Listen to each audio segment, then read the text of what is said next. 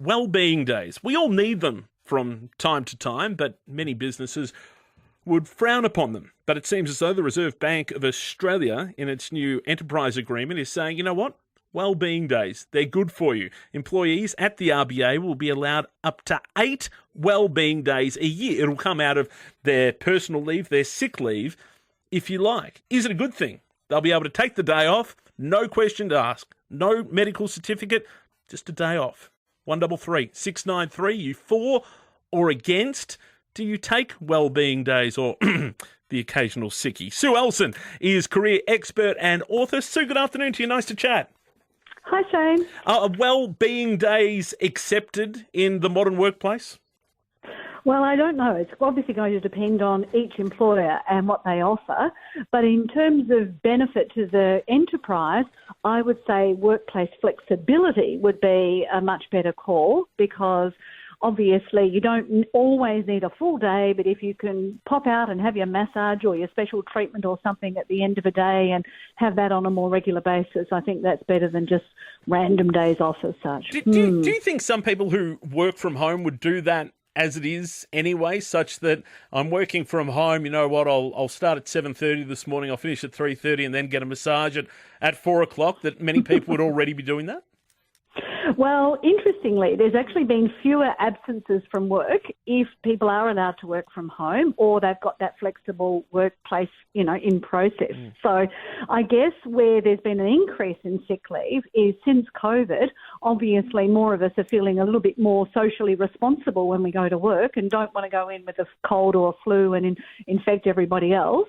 And what's changed also significantly since COVID is the telehealth appointment. So if you do feel sick, it's much easier to get your sick certificate on a telehealth appointment, and apparently younger workers are also making those calls quite often for mental health reasons. And so the sick leave, actual use of it is increasing, believe it or not. There will still be a number of workplaces, though, where you simply cannot work from home. So that flexible working somewhat becomes arbitrary. You have to be in the office, and that might therefore bring the wellbeing day to the fore. Or let's say I go away for a weekend. You know what? I'm going to take Monday off and we'll spend an extra day down at the beach. Is it a good idea to allow employees to go, you know what? I just need a day to myself, a day to relax, a day to chill. I'm entitled to 8 a year. I mean, it's virtually 8 extra public holidays.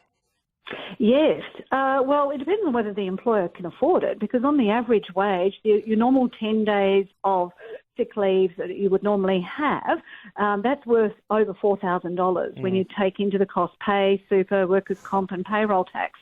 So if you think about, we'll just have a wellbeing day as well, that's a big cost to an employer. And, I'd be reluctant to say that's the best option. And all of us, casual employees, they don't get any leave whatsoever. So if they don't work, they don't get paid full stop. And obviously some employers will go down that path to avoid the cost. So I guess it depends, really. So is that then therefore a cost-benefit analysis to go, you know what, that old adage of happy employees, happy workplace, if you are allowing them to have these wellbeing days and you can structure it such that, you know what, the cost isn't too great a burden to the workplace, or maybe having happy employees actually increases, the workflow, that it may be worth it for some employers to consider.